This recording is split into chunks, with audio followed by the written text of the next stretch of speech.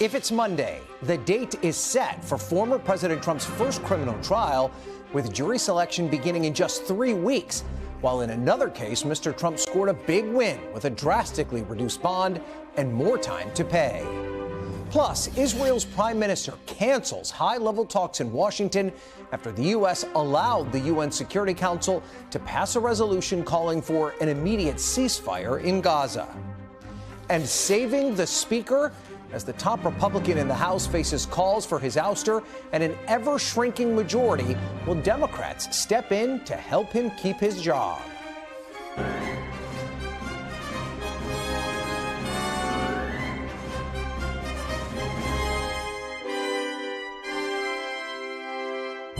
Hello and welcome to Meet the Press Now. I'm Ryan Nobles in Washington on a day that saw multiple major legal developments for former President Donald Trump in New York City.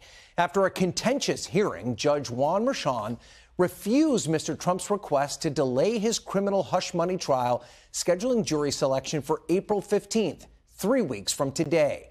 That case will now be the first of former President Trump's 4 criminal cases to go to trial. And at the same time, Mr. Trump got another big legal win when an appeals court ruled that he can put up $175 million rather than the nearly $500 million bond in a civil fraud trial that was due today. Now, Mr. Trump spoke multiple times today, before, during, and after the hearing on the hush money case, lashing out at Manhattan DA Alvin Bragg, New York Attorney General Letitia James, and the judges presiding over his cases. He also repeated many of the baseless claims he's made before, calling these trials politically motivated. They're dying to get this thing started. The judge cannot go faster. He wants to get it started so badly. And there's tremendous corruption. So all of these things, so what they do is they do election interference, which is court cases, and let's try and tie him up, and let's take as much of his money as possible. I don't know how you can have a trial like this in the middle of an election, a presidential election. And this is a Biden trial. These are all Biden trials. Now, again, those claims and accusations from Trump are baseless. Today's developments in the hush money case make it very likely that the former president will stand trial in at least one of the criminal cases he's facing before Election Day. Right now, we're awaiting word from Judge Eileen Cannon in Florida on when Trump's classified documents trial will begin. It's currently slated to start in May.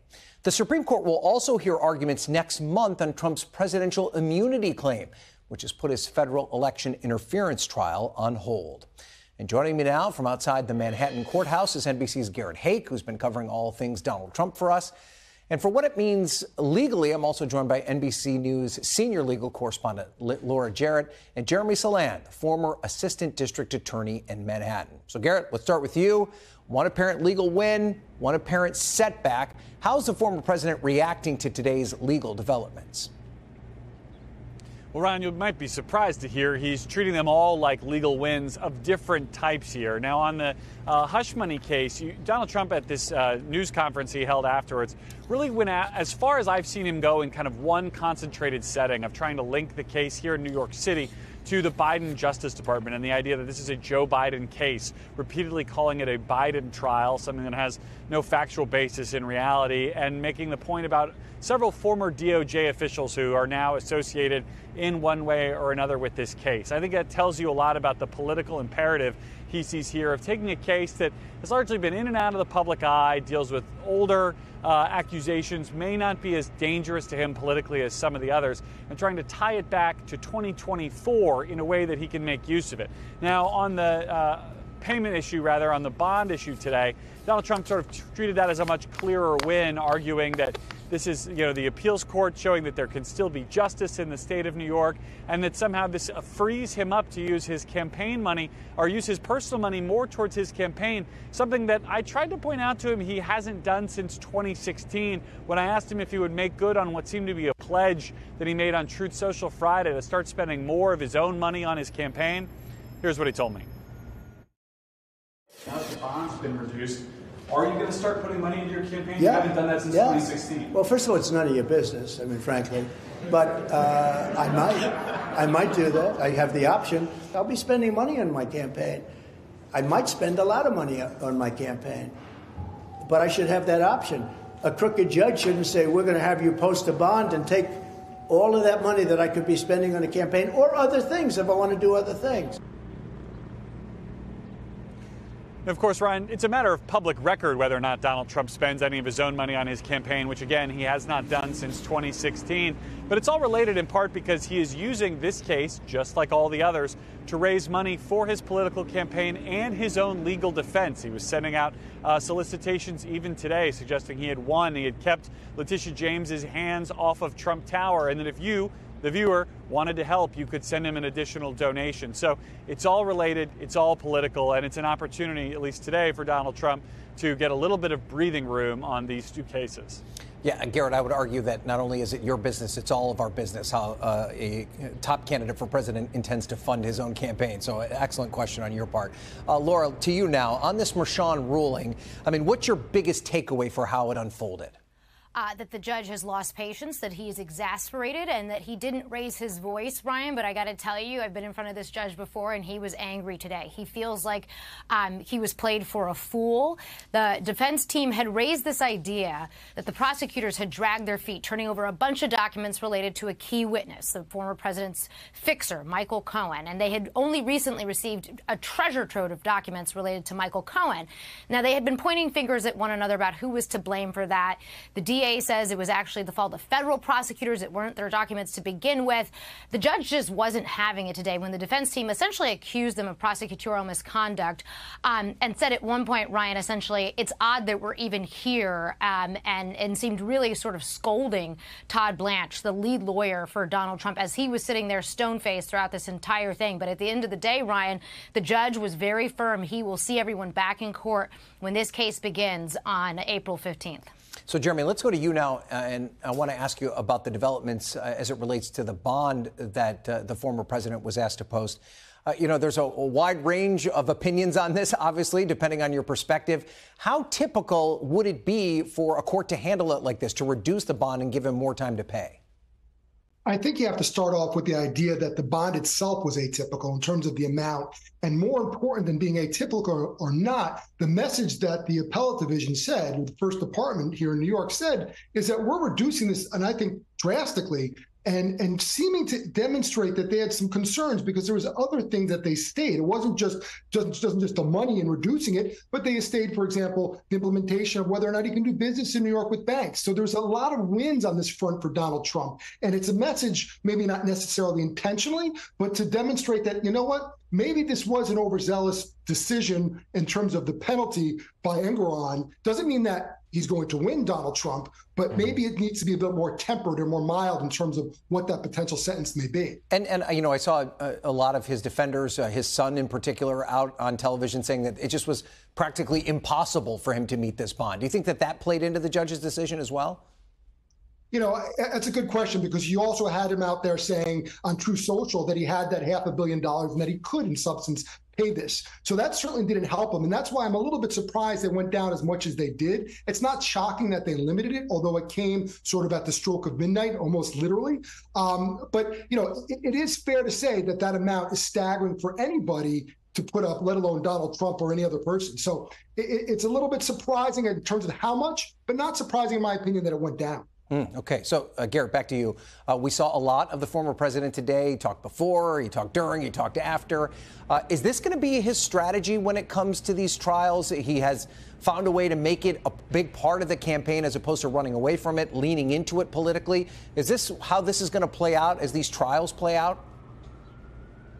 Yeah, Ryan, I think that's a fair expectation to have. I mean, Donald Trump has not campaigned at all in 2.5 weeks now, other than an event that a super PAC for another candidate paid for him to attend in Ohio. If he's going to have to be here, this is a pretty cost-effective way to campaign. He doesn't have to hold a rally, and he can take advantage of the asymmetry in the justice system, knowing that he can come out and say basically whatever he wants about these cases, either in the hallways or down the street at 40 Wall Street, the building where he appeared today, and that the prosecutors aren't going to come out and rebut him line by line, that's just not the way this works. They're going to keep within the confines of the courtroom as they try to prosecute a case, and he's going to take to the airwaves to try to shape a political narrative. That's the way he can campaign, and it's a way in which we've seen his sort of broader campaign apparatus, Trump world, if you will, grow increasingly comfortable since a year ago now when we were standing on this street corner talking about this indictment coming down and the ways in which it would change this campaign. Yeah, I take your point about the earned media opportunities, but there is a cash problem here for Donald Trump, right? I mean, he suggested today that he could just cut a check essentially to pay this bond. That may not be the actual reality when it comes down to it, but is there a real financial drag on his campaign the way these court cases are playing themselves out?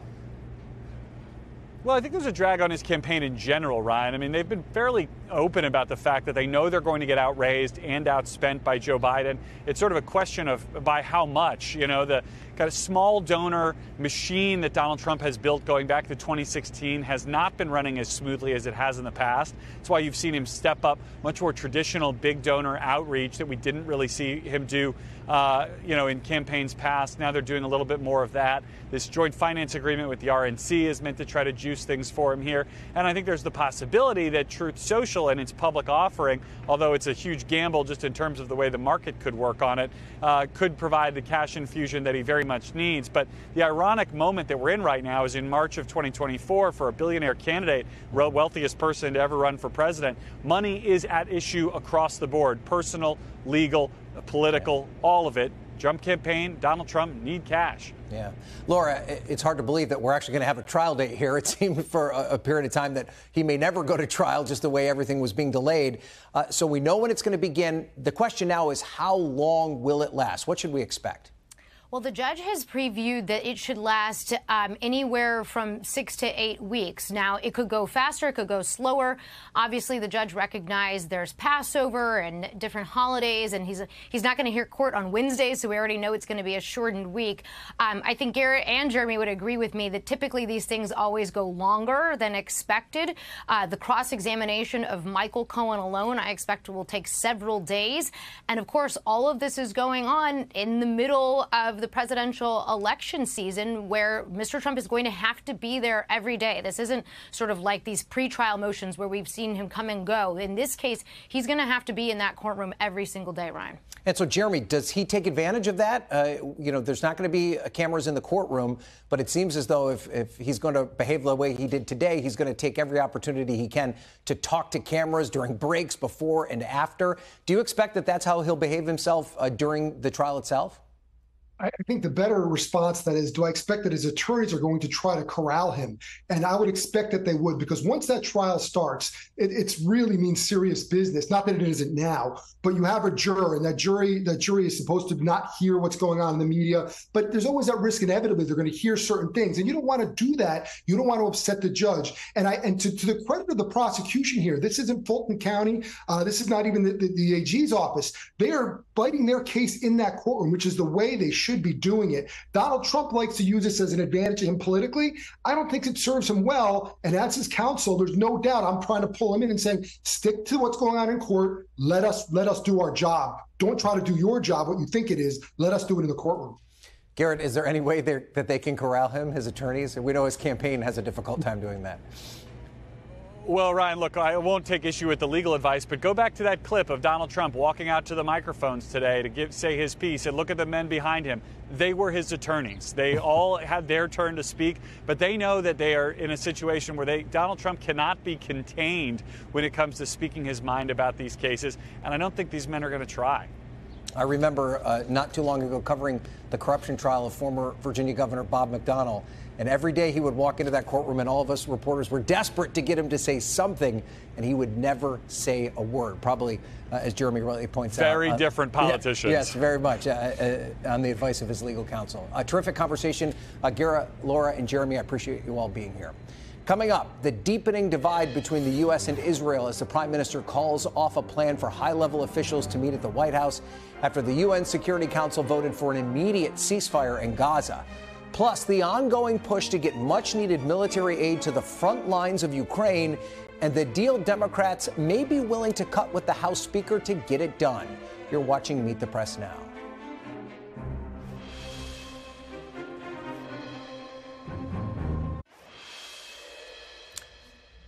Welcome back. Prime Minister Netanyahu is canceling plans for a delegation of senior Israeli officials to come to Washington and meet with White House officials later this week. It comes after the U.S. abstained from a vote at the UN today on a resolution that called for an immediate ceasefire in Gaza and the release of all the remaining hostages. The U.S. had previously vetoed 3 other resolutions related to a ceasefire. Prime Minister Netanyahu is condemning the Biden administration for what he's calling a, quote, clear retreat in the U.S. position that will hurt Israel's war effort. The White House insists this was not a policy shift. Our vote does not, I repeat, does not represent a shift in our policy. We've been very clear, we've been very consistent in our support for a ceasefire as part of a hostage deal. That's how the hostage deal is structured, and the resolution acknowledges the ongoing talks. NBC News international correspondent Ralph Sanchez has more. There was applause in the chamber of the UN Security Council today as this resolution passed calling for an immediate ceasefire in Gaza during the Muslim holy month of Ramadan, as well as the immediate and unconditional release of the hostages. But at this point, there is no indication that this resolution is going to really change the facts on the ground. The Israeli government is saying it will not cease fire despite this resolution and will keep fighting until Hamas is destroyed and until the hostages are returned. Hamas, for its part, welcoming this vote at the United Nations, but it is not committing to the immediate and unconditional release of the hostages, which is what this resolution is calling for.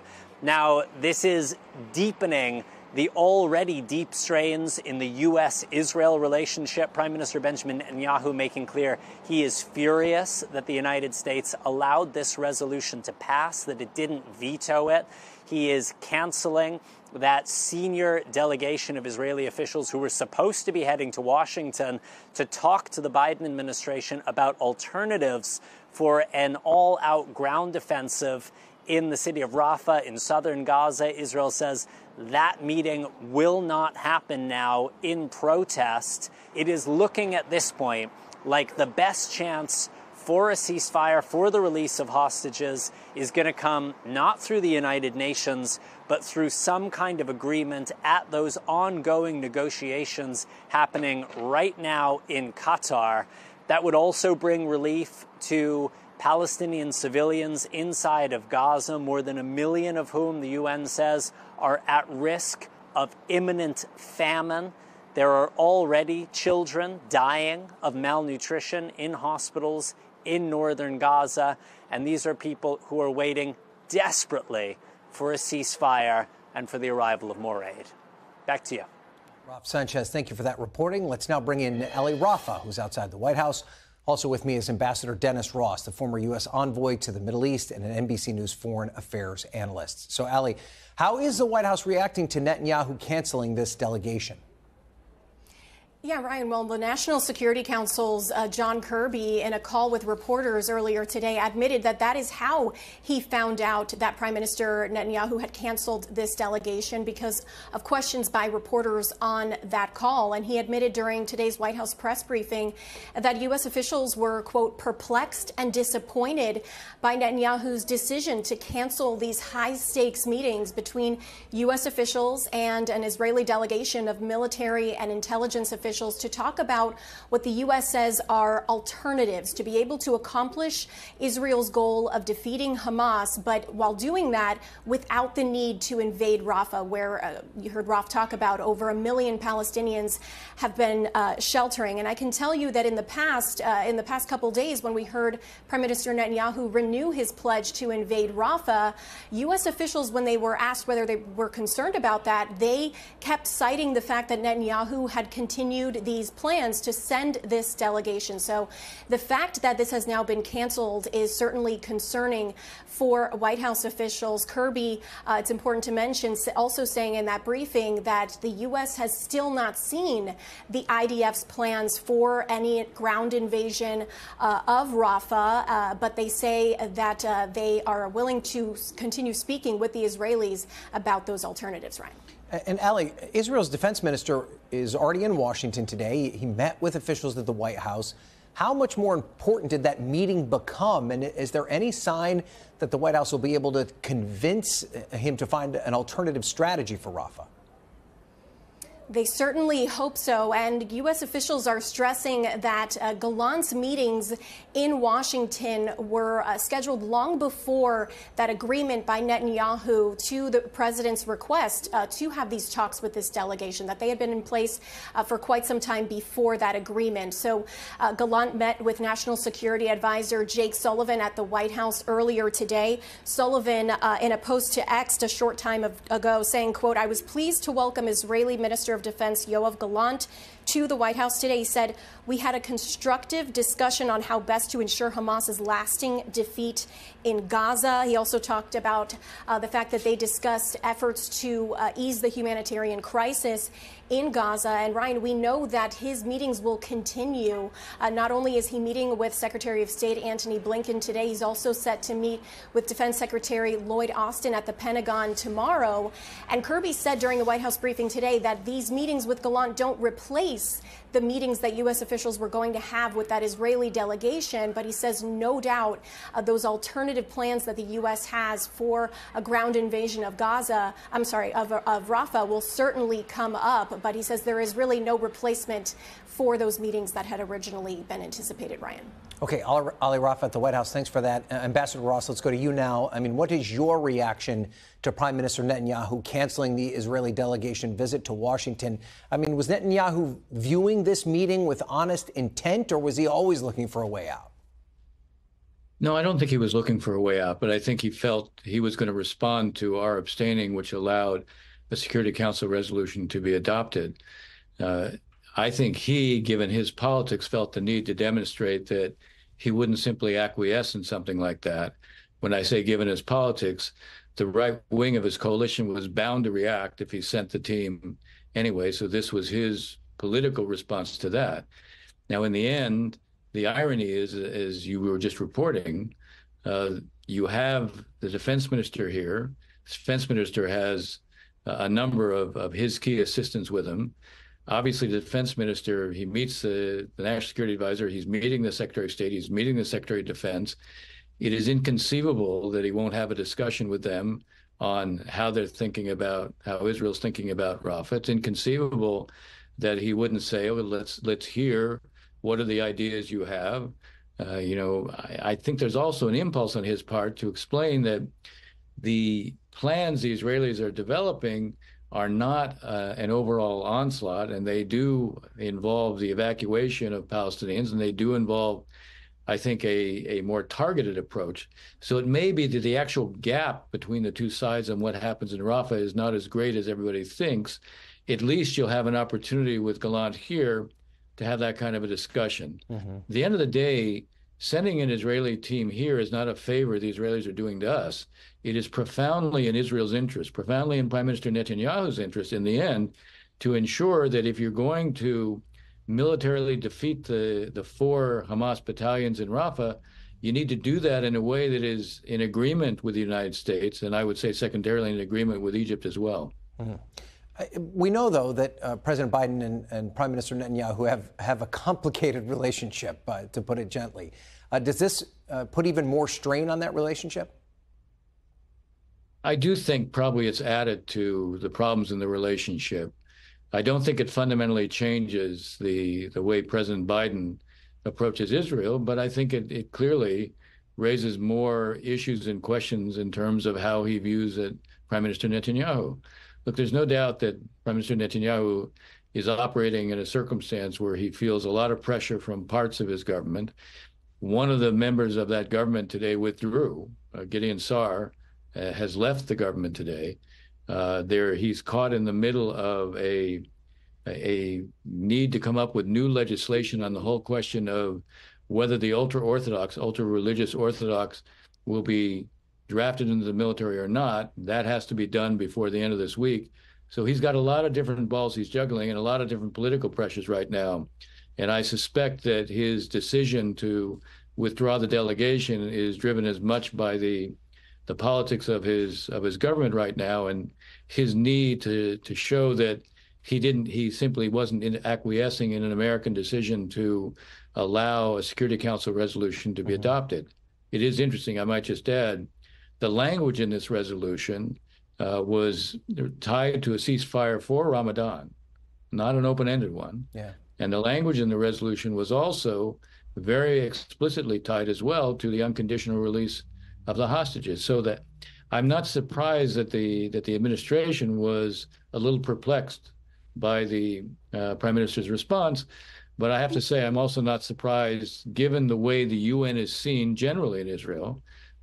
You can get any resolution in the UN that is anti-Israeli adopted very easily. And so there's a kind of neuralgic view of the UN. So I'm not surprised that there was also this response there. Expand on that a little bit, because Israeli officials had said before the chances of a ceasefire were around 50-50.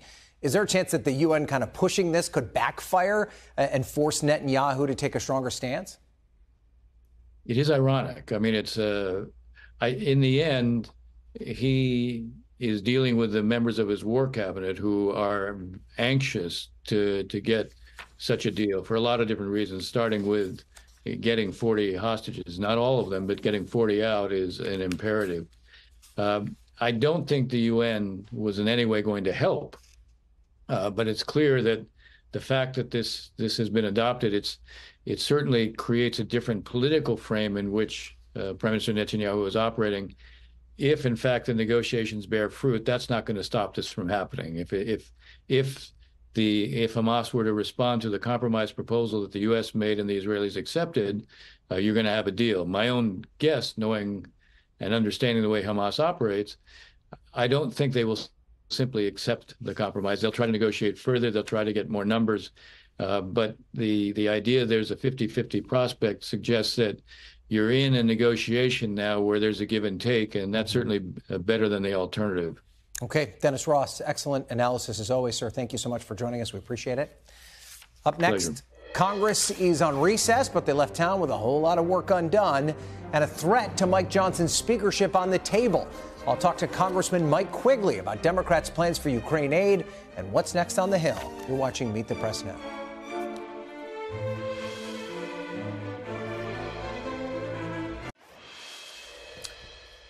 Welcome back. Congress, like many of America's school children, is on spring break. But even though Congress avoided a government shutdown, lawmakers left town with quite a bit of unfinished business, including the foreign aid supplemental that would provide funding to Israel and Ukraine, which Speaker Johnson now needs to decide how to address. It comes as Johnson now also faces the same threat that brought him into power in the first place, a motion to oust him from the speakership. With an extremely narrow Republican majority, some Democrats are dangling a potential lifeline for Johnson, but a warning it could come at a cost. You know, I think that Democrats who work as a team, I am not inclined to vote for a Speaker Johnson. But, you know, I think for those of us and for any Democrat inclined, I don't think we do that for free. And I don't think that we do that, you know, out of sympathy for Republicans. Joining me now to talk all about this is Illinois Democratic Congressman Mike Quigley, who is the co-chair of the House Ukraine Caucus. So it's a good time to talk to him. I know I was joking that you're on your spring break, but I know you're very busy with your constituent services there, sir. So I appreciate you giving us some time. Let's talk about when you get back from recess. The House could be looking at another motion to vacate. Some Republicans are upset with Speaker Johnson. Some Democrats have said that they'd be open to protecting Johnson, but they want some conditions associated with that. Where do you stand in this conversation? You know, Speaker Jeffries talked about this when it was Leader Jeffries, get ahead of myself. Leader Jeffries talked about this when it was Speaker McCarthy. It's premature to talk about this, but there's always room for discussion, diplomacy, to talk about what's possible. Back then, it was the debt ceiling and funding the government. This could be about those national security bills that are absolutely so important. I don't think you'll see a lot of Democrats dangling the possibility of voting for Speaker Johnson. But if we got everything done we needed to get done to protect our country and our allies, there could be other procedural ways to keep him in power.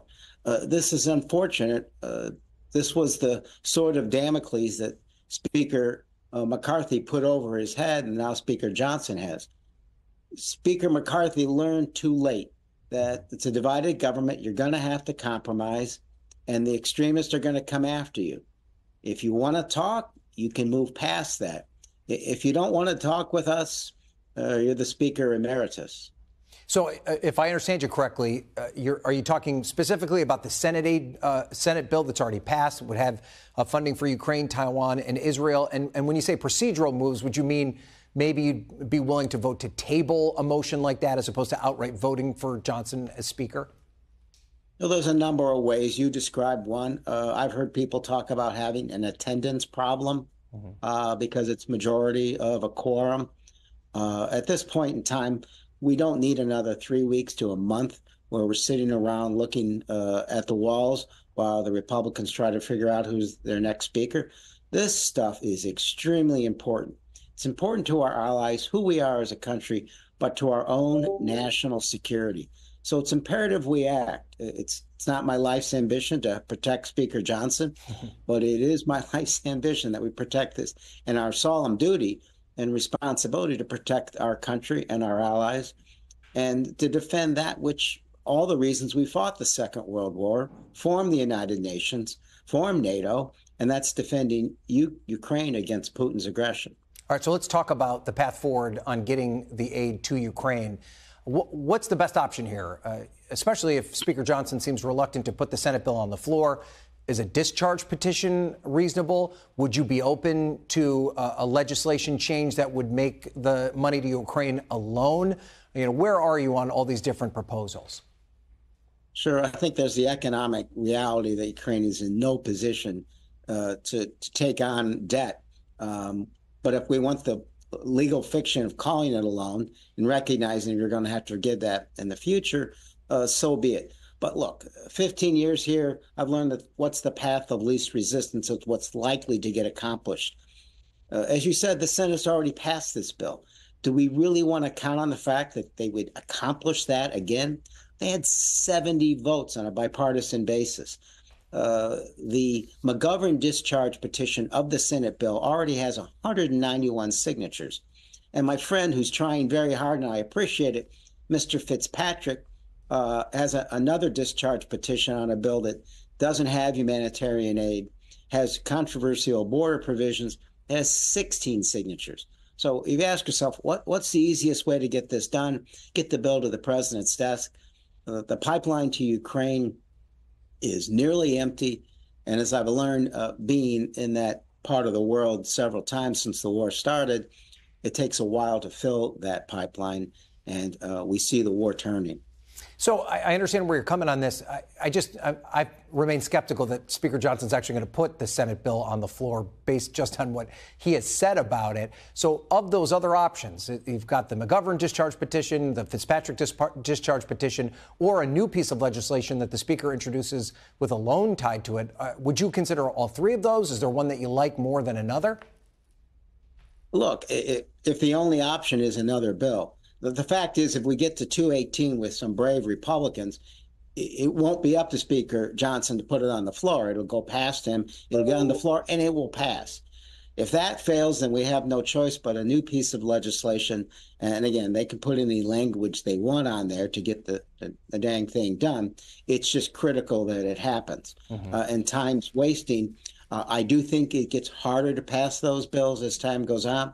And I do think it gets particularly harder to pass them again out of a Senate. Okay, let's move now and talk about Israel, because there's a lot happening in that space. And last week, Delaware Senator Chris Coons told us that he would support restricting aid to Israel if they went forward with their plans to invade Rafah. Where do you stand on that issue?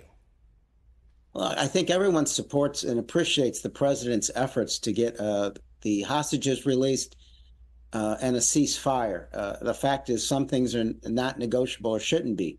And one is aid getting into the Palestinians. There needs to be a ceasefire. The hostages have to be released. And then long-term, a peace deal that protects Israel's security and provides for a two-state solution.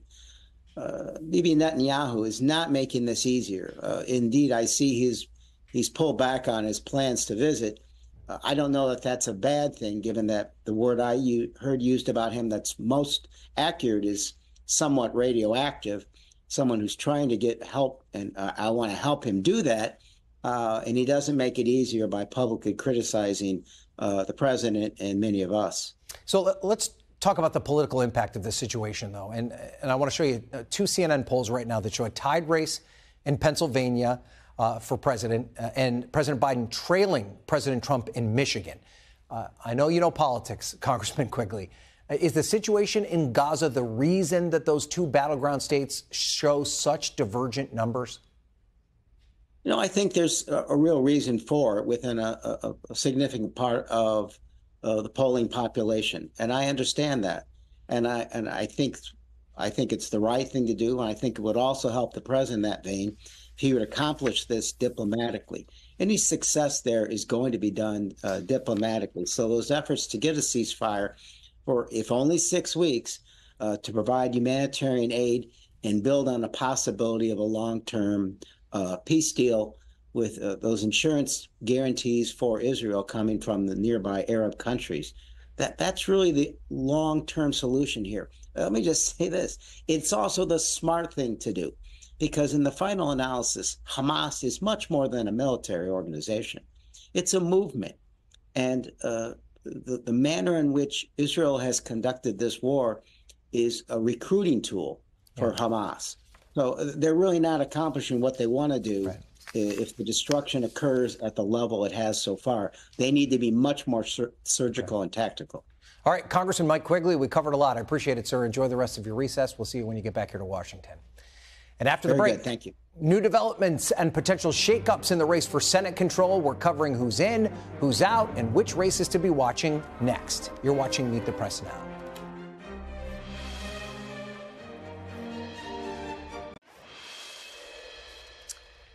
Welcome back. We are keeping tabs on a couple of developing Senate stories. First, New Jersey First Lady Tammy Murphy has dropped her Senate Democratic primary bid yesterday, all but ensuring that Congressman Andy Kim will be the Democratic nominee this November. The seat is currently being held by indicted Senator Bob Menendez, who announced last week that he will not be running as a Democrat, but he's also not ruled out an independent bid. And on the Republican side, Alaska's Lisa Murkowski didn't leaving the Republican Party, citing her frustrations with Donald Trump. Take a listen. I wish that as Republicans we had a nominee that I could get behind. I certainly can't get behind Donald Trump. Mm-hmm. Are you considering being an independent at this point? Oh, I think I'm very independent-minded. Officially, though, officially. I just regret that our party is seemingly becoming a party of Donald Trump. Joining me now on set is Julia Manchester. She's a national political reporter for The Hill, Democratic pollster and NBC News political analyst Cornell Belcher, and Mark Lauder, former strategic communications director for the 2020 Donald Trump campaign, and he's the chief communications officer at the America First Policy Institute. So, Julia, we see Lisa Murkowski talking to my old colleague Manu Raju. She's famously won a write-in campaign for Senate in Alaska. She seems to defy conventional party politics. But should we take something out of this, that she's leaning into this idea of perhaps becoming an official independent? Absolutely. I think it shows that people like Lisa Murkowski, maybe even Susan Collins, even though Susan Collins hasn't obviously gone this far, but when you hear Republicans like that, Republicans who have broken with Trump, essentially saying, we don't feel that there's a place for us in this party, I think that really speaks volumes. And I can't help but think about Nikki Haley, who said before as she was conceding her race earlier this month that I won't endorse Donald Trump, or she didn't endorse Donald Trump, but said, encouraged him to wrap his arms around her supporters. We haven't seen that happen yet. We obviously have months to go in the campaign, a general election that will follow, but we just really haven't seen that party unity on the Republican side, though Trump and his base certainly dominating. Yeah, so Mark, it's interesting, the dynamic of a Republican turned independent, because we've seen this happen with Democrats before, right? Kirsten Sinema, she left the party. She's an independent, but caucuses with the Democrats. Bernie Sanders, Angus King already do that. How would that work in today's Republican Party? Would Lisa Murkowski be welcomed into the Republican caucus if she declared herself an independent? I think if she wanted to caucus with them and she supported the leadership, I mean, look, she's going to support 90%, 95% of the policies anyway. I think most of her problems are personality based around Donald Trump. So if you're fighting for the policies and you are going to vote for the leadership and move the agenda along, then I'm sure she would be welcome. But if you're truly going to just go off and do whatever it is that you want to do, then I think you'll be on an island alone. Would there be pressure from Donald Trump, though, to the Republican leadership to maybe isolate someone like Lisa Murkowski if she's so vocally opposed to Donald Trump? It depends on the majority. I think if we have a 2 or 3 seat majority, you can afford to do that. You might. If it's 51-49 or 50-50, you're most certainly not going to be doing that. Yeah. Well, he already put up a candidate against her. I mean, she won a historic write-in because of, quite frankly, Donald Trump was meddling in there. I think this is actually a really big deal when you see, look, mainline conservatives, independent voice conservatives like this senator who's increasingly not finding themselves welcomed in Donald Trump's party. I think it's a long-term problem for the Republican Party. Where are the Bushes? Where are the Murkowskis? Where does Susan Collins? Where does the Kasichs of sort of independent conservative voices go right now in the party? They don't seem to have a place in Donald Trump's party. Okay, let's talk about what's happening in New Jersey, Cornell, because I think it's fascinating. It is indeed fascinating. Tammy Murphy out of the New Jersey Democratic primary this weekend. She's, of course, the wife of the current governor of New Jersey, a state famous for their machine politics. Yes. And Andy Kim, and I remember when he announced, I think there were a lot of us on Capitol Hill skeptical. Like, what is he thinking here? And he's now going to likely become the Democratic nominee. How does this play out? Well, it's really interesting, but I think it's also a testament to sort of democracy working. Mm-hmm. And it is still a place, even with and look, New Jersey is infamous for party power boss politics, mm-hmm. and, you know, the line and who they control. And the fact that he was able to build a sort of an insurgent campaign against the bosses and against the power brokers in New Jersey and break through and Murphy and sort of seeing the writing on the wall that he was breaking through, I think it speaks to democracy, but also maybe it speaks to the end of some of this power that the party bosses have consistently had in New Jersey. He probably still has to win, though, right, Julia? And Bob Menendez is still hanging around, even though he has this indictment that he is facing. Is Bob Menendez still a player in all of this? And could an independent campaign where he connects with the voters that he's worked with for so long break through? Or is this Andy Kim's race to lose? I think it is in many ways Andy Kim's race to lose. I think Bob Menendez could be a player. I think it depends, you know, what more developments happen in this case. But it certainly isn't looking good for him. And with someone like Andy Kim, who is running a grassroots campaign and really touting that, comparing himself with Bob Menendez, it just doesn't look good for Menendez. Menendez appears now really out of touch, and I just don't see how that really, even as an independent, how that really racks up. And also, he no longer has the support of the Democratic Party at that point. Which means he also doesn't have the resources in the fundraising base. I would be really surprised if he could mount a credible race as an independent without those resources. Yeah. So let's turn now to the Trump legal news. A lot of legal news from Trump world today. Mark, apparently you got a legal win, maybe a loss, depending on how you view it. When it comes to the campaign, what's the bigger risk for Trump? The financial penalties that he's dealing with or the criminal trial?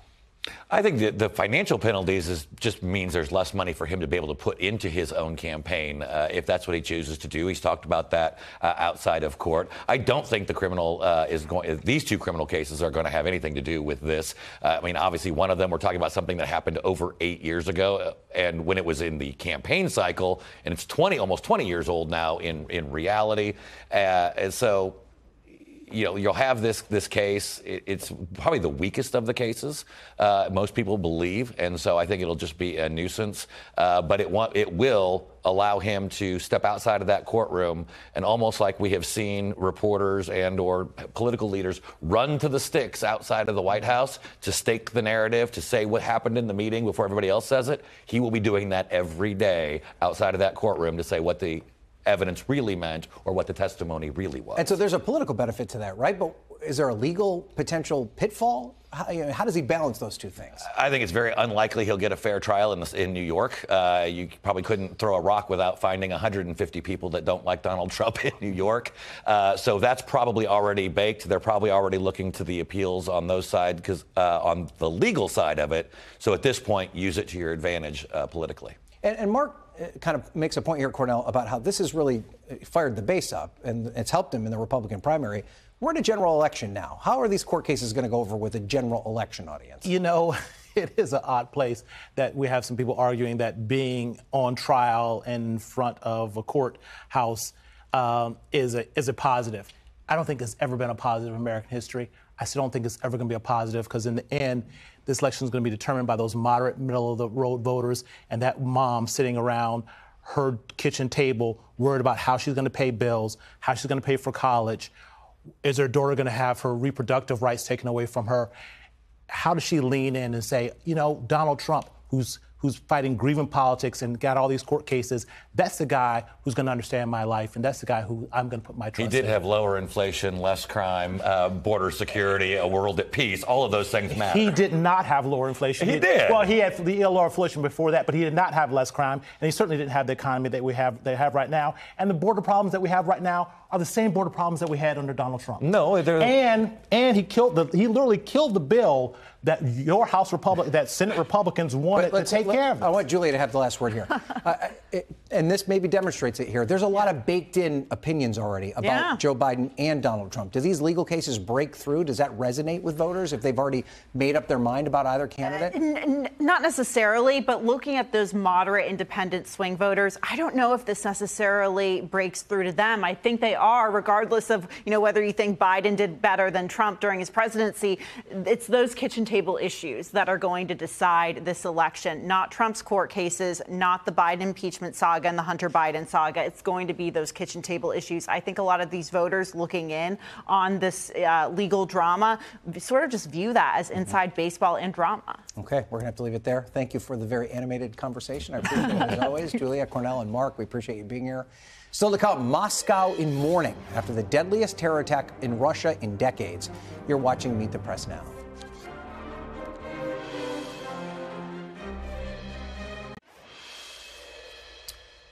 Welcome back. 4 of the men accused of killing more than 130 people in Friday's attack at a Moscow concert hall appeared in court yesterday, visibly beaten with bruising and cuts to their face. One man had a bandage on the right side of his head after part of his ear was reportedly cut off with a knife while being interrogated, while another man appeared in a hospital gown and seemed barely conscious.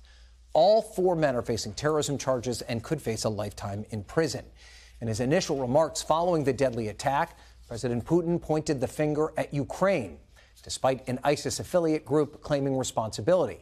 But in a new statement today, Putin acknowledged the attack was carried out by what he called, quote, radical Islamists, while also criticizing the U.S. for saying that Ukraine was not involved. Today, the White House stood by their assessment, saying that ISIS alone bears the responsibility for the attack in Moscow.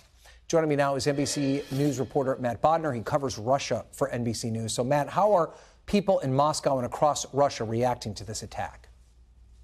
Thank you, Ryan. Well, I think obviously there's a lot of shock and a lot of pain. I think most of the people watching are probably from a country that has experienced a terrorist attack before, and I think we can all, relate in that way to what Russians are going through when they see the horrifying videos that came out of Crocus City over the weekend, and we've seen, those are being shared around on Russian social media, on Telegram, one of the very popular apps that allows essentially anonymous videos to kind of spread around the Russian internet very quickly. So I think what I'm seeing is the Russian public obviously trying to come to terms with this, process this still just days later, lots of,